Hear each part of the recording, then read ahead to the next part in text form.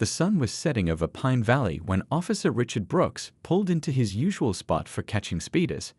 He wasn't supposed to be working that evening. It was his daughter's piano recital, but his supervisor had forced him to cover another officer's shift. The bitter taste of missing another family event lingered in his mouth as he sipped his now-cold coffee. The day had started badly and only gotten worse. First, a heated argument with his wife about missing the recital. Then, a young troublemaker had run him on a wild chase through the local mall, only to discover it was just some kid playing a prank. His blood pressure was already through the roof when he spotted the silver Honda Civic rolling through a stop sign. Brooks flipped on his lights, letting out a heavy sigh. The Civic pulled over promptly, at least showing that much respect for authority. Through his cruiser's windshield, he could see someone shuffling around in the driver's seat. His instincts, hardened by 15 years on the force, told him something was off. The driver was a teenage girl, probably around 16 or 17. She wore a neat blue polo shirt with what looked like a library logo on it. Her hands trembled slightly as she rolled down the window, the setting sun reflecting off her wire-rimmed glasses. "License and registration," Brooks demanded, not bothering with the usual pleasantries. The girl fumbled with her wallet, nearly dropping it.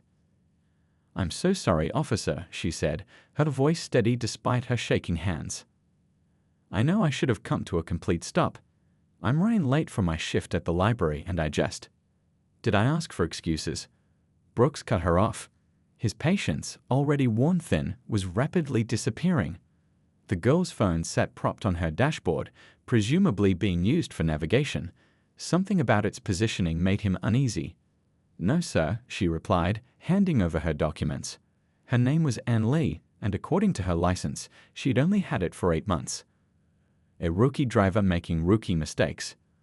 But there was something in her calm demeanor that rubbed Brooks the wrong way. Most teens would be crying or begging by now. This one just sat there, composed, like she knew something he didn't. He'd seen that look before, usually on people who had connections, people who thought they were above the law. "Step out of the vehicle," he ordered, his hand instinctively moving to rest on his belt. The girl's eyes widened behind her glasses. "Officer, may I ask why?" "I thought this was just about the stop sign." That response hit a nerve. It reminded him of every smart-mouthed kid who'd ever questioned his authority every time someone had made him feel like he wasn't in control. The stress of the day, the missed recital, the mall chase, it all came to a boiling point.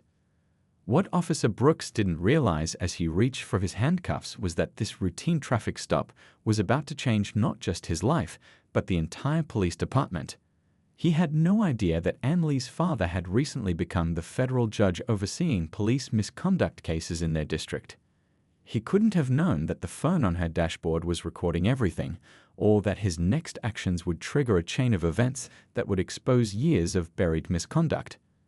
As the sun disappeared behind the mountains, casting long shadows across Pine Valley, Officer Brooks made a decision that would come back to haunt him. He was about to learn a hard lesson about power, justice, and the consequences of letting personal frustration cloud professional judgment. The dash camera on his police cruiser blinked silently, its red light a warning he chose to ignore. In the distance, a library was missing its newest employee, and a father was about to discover that his worst fears about police misconduct weren't just headlines in the news, they had become his family's reality. The evening air grew colder as Officer Brooks ordered Ann to step out of her car. She took a deep breath, her mind racing through everything she'd learned about dealing with law enforcement. Her father's words echoed in her head. "Stay calm, be respectful, but know your rights." "Officer, I don't understand," Ann said, her voice remarkably steady despite her racing heart. "I admitted to rolling through the stop sign. I'm happy to accept the ticket." Brooks's face darkened. The girl's composure was getting under his skin. In his 15 years on the force, he'd developed a sixth sense for trouble, and something about this situation wasn't sitting right. His eyes kept drifting to that phone on the dashboard. "I won't repeat myself again," he said, his hand now firmly gripping his belt. "Exit the vehicle, now." Anne slowly reached for her seatbelt, making sure to keep her movements visible and deliberate. As she stepped out, the cool evening breeze carried the scent of pine needles from the nearby trees. A few cars passed by, the headlights briefly illuminating the scene before disappearing around the bend. That's when Brooks noticed his body camera's indicator light was off. He'd been having trouble with it all week, but the department's budget cuts meant repairs were low on the priority list. A small voice in his head warned him to back off, to just write the ticket and move on. But something stronger, fueled by the day's frustrations, pushed him forward. "Turn around and place your hands behind your back," he ordered, pulling out his handcuffs. The metal clinked ominously in the growing darkness. "Officer, please," Anne said, her composure finally cracking. "This isn't necessary. I was just going to work." A passing pickup truck slowed down, its driver craning his neck to watch the scene. Brooks waited until it passed before stepping closer to Anne. "I said turn around. I'm not going to ask again." Anne complied, her glasses slightly fogged from her quickening breath. The handcuffs felt cold against her wrists as Brooks tightened them, too tight, making her wince. Her phone continued recording silently from its perch on the dashboard, capturing everything. "I'm going to search your vehicle," Brooks announced, already moving toward the car. "You've been acting suspicious, and I have reason to believe." "You don't have my consent to search my car," Anne interrupted, immediately regretting her words as Brooks spun around, his face flushed with anger. "Listen here," he growled, stepping uncomfortably close. "I don't need your consent. Your attitude is giving me probable cause. You think you know the law? Let's see how well you know it after spending a night in holding." What happened next would be replayed countless times in the upcoming investigation. The way Brooks roughly grabbed Anne's arm, leading her to his patrol car. The unnecessary force used when pushing her into the backseat. The casual way he returned to search her car, tossing her belongings onto the passenger seat until he found her phone. He held it up, noticing the red recording indicator. His stomach dropped as he realized his mistake. But instead of stopping, he did something that would later seal his fate. He deleted the recording, or so he thought. What Officer Brooks didn't know was that Anne's phone automatically backed up all videos to her father's secure cloud storage, a precaution the judge had insisted on after hearing too many stories of evidence disappearing. As Brooks returned to his patrol car, he felt in control again. The situation was handled. Sure, he'd have to write up a report explaining the arrest, but he'd done that plenty of times before. A simple case of a belligerent teenager resisting authority who would question it. In the backseat, Anne sat quietly, her wrists aching from the tight handcuffs. But beneath her fearful exterior, she knew something Brooks didn't. This wasn't going to be like all his other cases. Her father had always told her that true justice works slowly but surely, like water wearing away stone. Tonight, the first drops had started to fall. The patrol car's engine rumbled to life, its headlights cutting through the darkness as Brooks pulled away from the scene. Behind them, Anne's car sat empty, hazard lights blinking steadily, a silent witness to everything that had just occurred. Neither of them knew it yet, but this night would become a turning point, not just for them, but for an entire system that had protected people like Brooks for far too long. Judge William Lee sat in his chambers, reviewing case files as the evening sun cast long shadows across his desk. His phone buzzed. Another message from the library asking about Anne. She was never late, not once in the 3 months she'd worked there. Something wasn't right. He checked his watch again, 7:45 p.m. Anne should have started her shift almost 2 hours ago. His calls went straight to voicemail, and his text messages remained unanswered. The knot in his stomach grew tighter with each passing minute. "Your Honor," his clerk appeared in the doorway, "the police station is on line 2. The judge's hand trembled slightly as he reached for the phone. After 20 years on the bench, he'd learned to maintain his composure in the most challenging situations. But this was different. This was his daughter. "This is Judge Lee speaking," he said, his voice steady despite his racing heart. The conversation that followed was brief but revealing. Anne had been arrested for non-compliance and suspicious behavior during a routine traffic stop. The judge's jaw clenched as he listened to the sanitized description of events. "I'll be there in 15 minutes, he said, already reaching for his coat. The drive to the police station felt endless. Streetlights bled past as his mind wandered to all the cases he presided over, all the instances of police misconduct he'd seen swept under the rug before he took the bench. He'd worked hard to change things, to bring accountability to the system. Now somehow his own daughter had become entangled in exactly what he'd fought against. At the station, he was treated with the deference his position commanded. Officers scrambled to explain the situation, their stories contradicting each other in small but significant ways. Anne was released quickly, too quickly, as if they'd suddenly realized their mistake. The ride home was quiet. Anne sat in the passenger seat, her wrists showing red marks from the handcuffs. She hadn't cried. She was too much like her mother for that. But he could see the tension in her shoulders, the way she flinched slightly when a police car passed them on the highway. "Dad," she finally said as they pulled into their driveway, "there's something you need to see." Inside, Anne connected her phone to their TV. The backup system had worked perfectly. Everything was there. The judge watched in growing disbelief as the scene unfolded on the screen. Every moment was captured in crystal clear detail. The unnecessary escalation, the abuse of power, the attempt to delete evidence. He didn't know about the backup, Anne explained quietly. "Mom's idea, remember? After what happened to the neighbor's kid last year." The judge nodded, his mind already racing through the implications. As a father, he wanted nothing more than to unleash his fury on the officer who'd treated his daughter this way. But as a judge, he knew better. Real change didn't come from emotional reactions. It came from methodical, precise application of the law. He watched the video again, this time taking notes. Officer Brooks, he recognized the name from other cases that had crossed his desk. Small complaints that had been dismissed, witness statements that had mysteriously disappeared. A pattern was emerging, one that stretched back years. "Anne," he said finally, turning to his daughter, "what do you want to do about this?" She adjusted her glasses, a habit she picked up from him. "What you've always taught me, Dad. Do things the right way. Make it count." He smiled, feeling a mix of pride and sadness. His daughter had just experienced something no one should have to go through, yet here she was, thinking about the bigger picture. The judge pulled out his phone and made a call to someone he trusted in internal affairs. This wouldn't be handled through backroom deals or quiet settlements. This time, everything would be done in the open by the book. Officer Brooks had no idea, but his actions tonight had just triggered an investigation that would expose years of systematic problems. As he hung up the phone, the judge looked at his daughter again. She was still shaken, but there was determination in her eyes. This wasn't just about one bad traffic stop anymore. This was about all the people who'd faced similar treatment but didn't have a judge for a father or a backup system for their videos. "It's going to be a long process," he warned her. "Are you sure you're ready for this?" Anne nodded, rubbing her wrists. "Someone has to stand up, Dad. Why not us?" Outside, the night had fully settled in. Somewhere in the city, Officer Brooks was probably filing his report, confident in his version of events.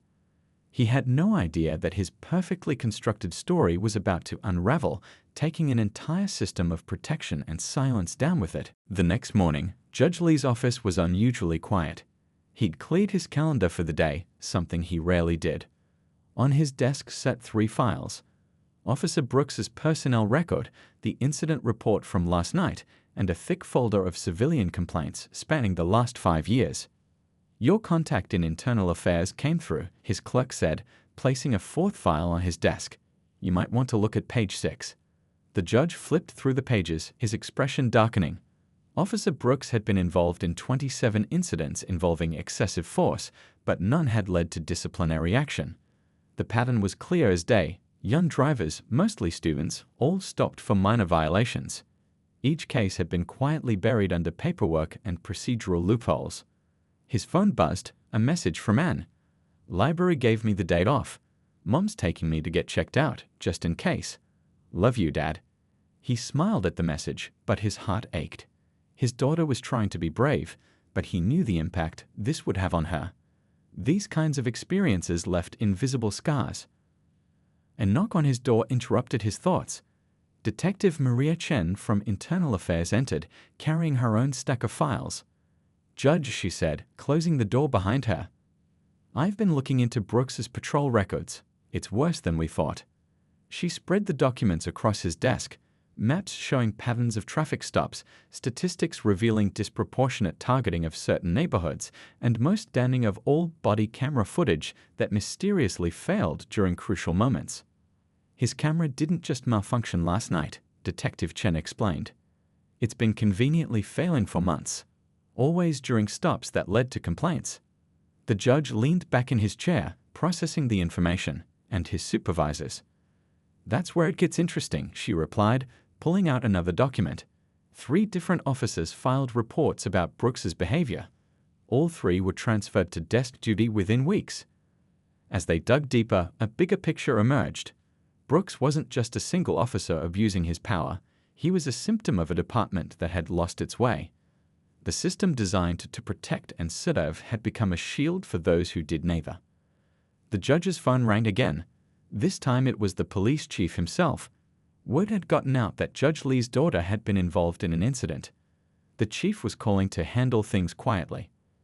"With all due respect, Chief," the judge replied, his voice firm but controlled, "this isn't going away quietly. Not this time." After hanging up, he turned to Detective Chen. "How many other officers have similar patterns?" She pulled up a database on her laptop. "I've identified 12 so far, all with multiple complaints, all cleared without proper investigation." The judge nodded, making notes. This was bigger than one traffic stop, bigger than his daughter's experience. This was about a broken system that needed fixing. His clerk appeared again, looking concerned. "Sir, Officer Brooks is here. He's demanding to speak with you." The judge exchanged glances with Detective Chen. They'd expected this, Brooks trying to get ahead of the situation. "Send him in," the judge said, pressing a button on his desk that activated his office's recording system. Everything from this point needed to be documented. Brooks entered, still in uniform, his confidence faltering slightly when he saw Detective Chen. "Your Honor, I wanted to personally explain about last night." "Officer Brooks," the judge interrupted, his voice calm but firm. "Before you continue, you should know that everything that happened last night was recorded. The unedited video has already been secured and copied to multiple locations." The color drained from Brooks's face. His hand instinctively moved to his belt, a gesture the judge had seen countless times in his courtroom. "This isn't just about last night," the judge continued. "This is about every traffic stop where your camera failed, every complaint that disappeared, every officer who tried to report you and got punished for it." Detective Chen opened her laptop, turning it to show Brooks the database. His eyes widened as he saw the extent of the investigation. "You have 2 choices," the judge said. "You can walk out that door and wait to be served with papers, or you can sit down and start talking about everything you know. Not just about your actions, but about who protected you and why." Brooks slumped into a chair, his arrogance finally cracking. "You don't understand what it's like out there." "No," the judge agreed, "but I understand justice. And it's time for things to change." Outside the office, the regular business of the courthouse continued. But inside, the first domino was falling in what would become the biggest police accountability case the district had ever seen. And it all started because one officer picked the wrong car to stop on a quiet evening in Pine Valley. News of the investigation spread through the police department like wildfire. Officers gathered in small groups, whispering in corners, wondering who would be called in next. The old guard, who had protected their own for years, suddenly found themselves under a microscope they never expected. Detective Chen sat in her office, surrounded by stacks of files. Her desk phone hadn't stopped ringing since morning. "Another one," she said to Judge Lee, who had stopped by for an update. "A college student from 3 months ago. Same pattern, minor traffic violation, escalation, convenient camera malfunction." The judge picked up the new statement, adding it to his growing collection of evidence. "How many does this make?" 43 complaints in total," she replied, pulling up a spreadsheet. "But here's what's interesting. Look at the dates." She pointed to a cluster of incidents. Each one happened shortly after an officer filed a report about Brooks's behavior. It wasn't random, it was intimidation. Meanwhile, across town, Annie was back at the library, trying to return to normal life. Her wrists had healed, but she still tensed up whenever a patrol car drove past. Her co-workers had been supportive, especially after more stories started coming out. "You won't believe who just called," her supervisor said during her break. Remember that quiet kid who used to come in every Tuesday? Turns out he had a similar experience last year. He was too scared to report it then, but now? The story was growing beyond what anyone had expected. Local news stations started picking up pieces of it, not just about Brooks, but about the entire system that had protected him. People began coming forward. Former officers who had been pushed out, civilians who had stayed quiet out of fear, even department staff who had witnessed cover-ups. Back at the courthouse, Judge Lee received an unexpected visitor. It was Officer Thompson, a 20-year veteran of the force. His hands shook as he placed a thick envelope on the judge's desk. "I should have done this years ago," Thompson said, his voice heavy with regret. Brooks wasn't the only one. We had a whole unofficial system. Some officers were untouchable. If you reported them, your life became hell. Inside the envelope were dates, names, and detailed accounts spanning nearly a decade. Thompson had kept records of everything, waiting for a chance to make things right. The judge looked at the officer, seeing not just a potential witness, but someone who had carried this burden for years. "Why now?" Thompson straightened in his chair. "Because of your daughter. When I heard what happened, I have a daughter too. She's about the same age. I couldn't sleep knowing I was part of the system that let this happen."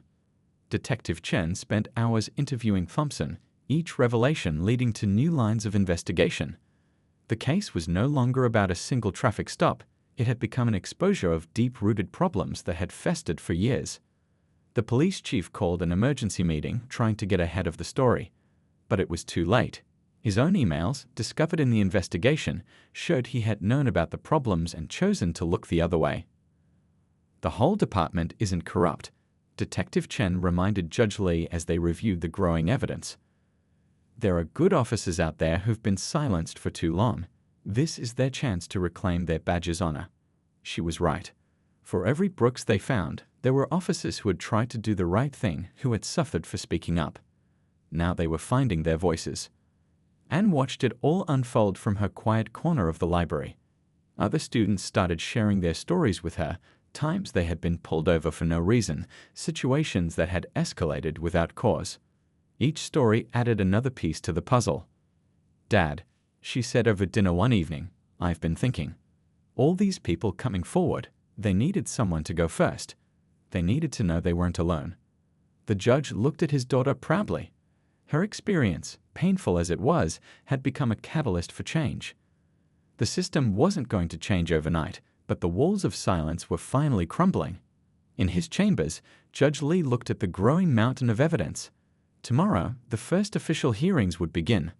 Officers would testify, records would be examined, and years of misconduct would finally face the light of day. The old guard's power was fading. They had relied on silence and fear for so long, they didn't know how to handle transparency and accountability. One by one, the dominoes were falling, and there was nothing they could do to stop it. Officer Brooks's brutal act hadn't just backfired on him, it had triggered an avalanche that would reshape the entire department. And it all started because he hadn't realized that the quiet girl in the silver Honda was more than just another victim. She was the key to exposing everything. The courthouse was packed on the morning of the first hearing. Officer Brooks sat at the defendant's table, his uniform replaced by a dark suit that seemed to hang loosely on his frame. The past few weeks had clearly taken their toll. Judge Lee had recused himself from the case, knowing his personal connection would create a conflict of interest. Instead, he sat in the gallery beside Anne, watching as Judge Patricia Howard presided over the proceedings. "What we have before us today," the prosecutor began, "is not just the case of one officer's misconduct. We're looking at a systemic failure that allowed abuse of power to go unchecked for years." The evidence was overwhelming. Video after video played on the courtroom screens, not just Anne's incident, but dozens of others that had been uncovered. Each one showed the same pattern: minor traffic stops escalating into confrontations, always with conveniently malfunctioning cameras. Officer Thompson was the first to testify. His voice steady, he detailed years of cover-ups and retaliation against officers who tried to report misconduct. "We'd had a saying," he explained, "look the other way or look for a new job." The police chief shifted uncomfortably in his seat as Thompson described how complaints disappeared, how problem officers were protected, and how whistleblowers were silenced. This wasn't just about Brooks anymore, It was about the entire chain of command that had enabled him. During a break in the proceedings, Annie stood in the courthouse hallway, surrounded by other victims who had come forward. A young college student touched her arm gently. "Thank you," she whispered. "If you hadn't stood up to him, none of us would have had the courage to speak."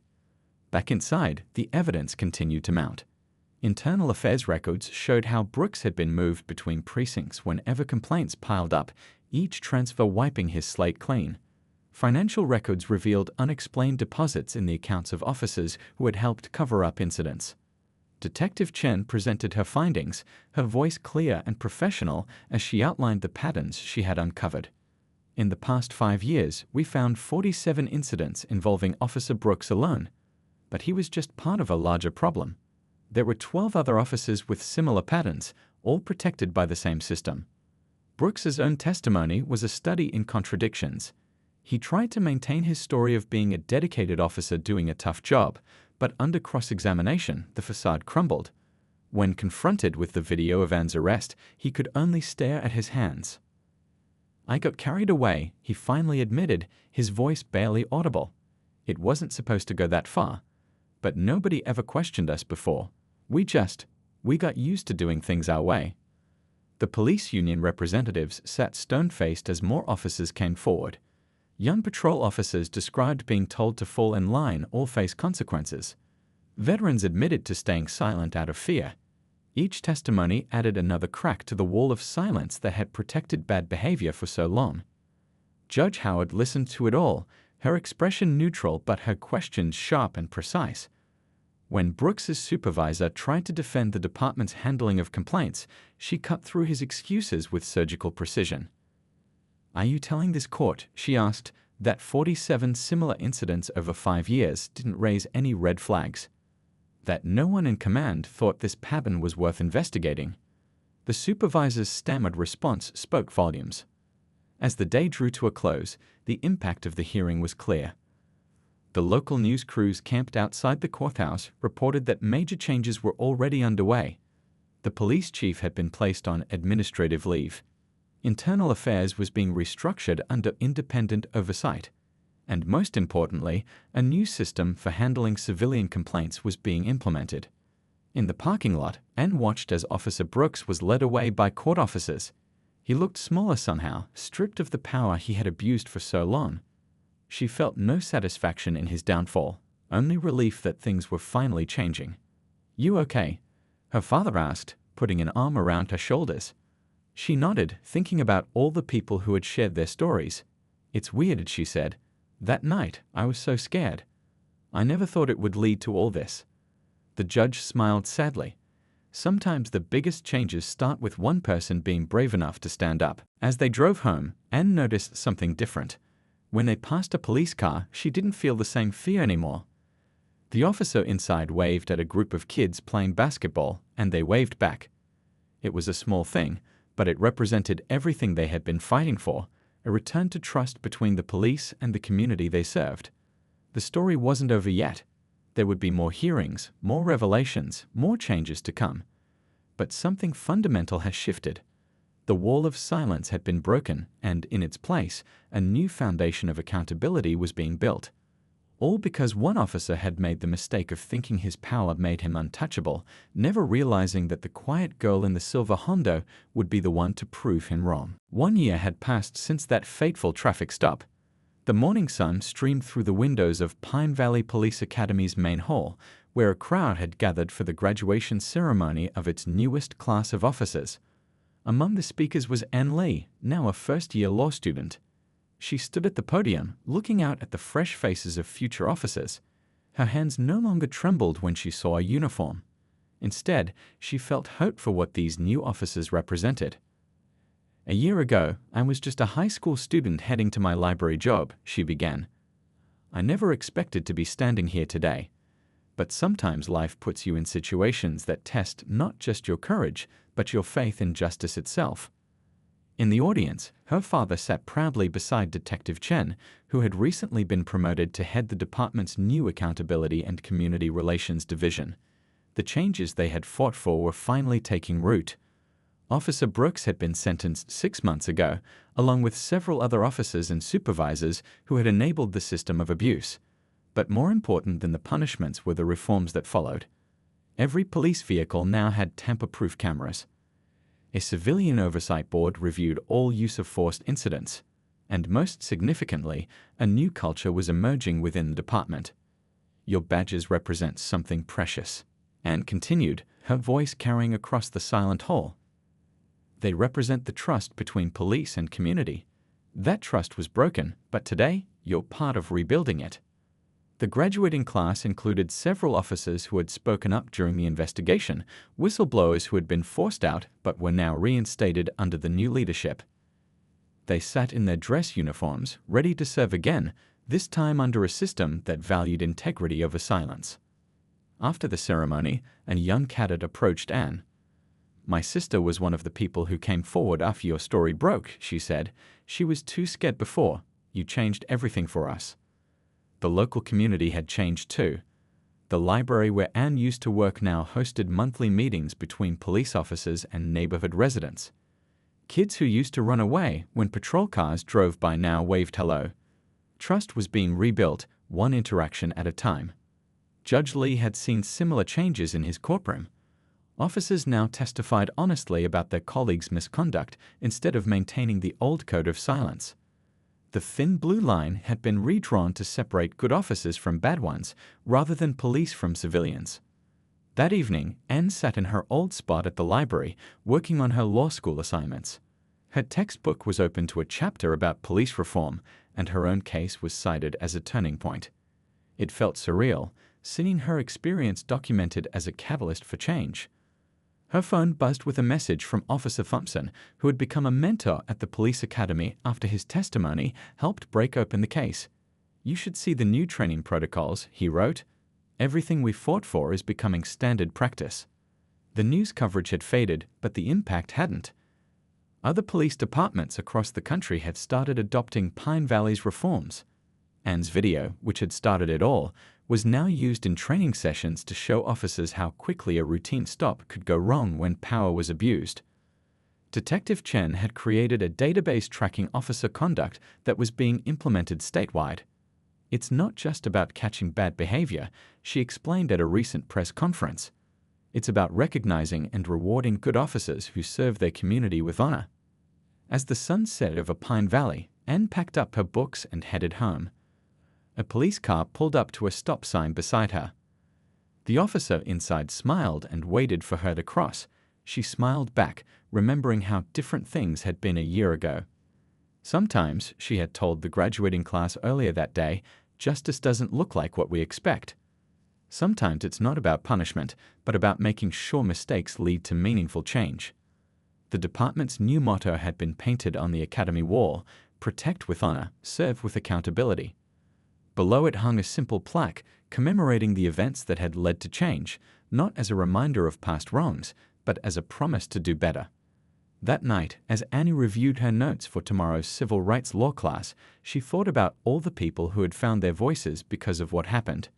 The system hadn't just been patched up, it had been rebuilt from the ground up. Officer Brooks's act had indeed backfired, but not just on him. It had backfired on decades of unchecked power, on a culture of silence, on the very idea that badges could shield wrongdoing. In its place stood something new, a model of policing built on transparency, accountability, and mutual respect between officers and the community they served.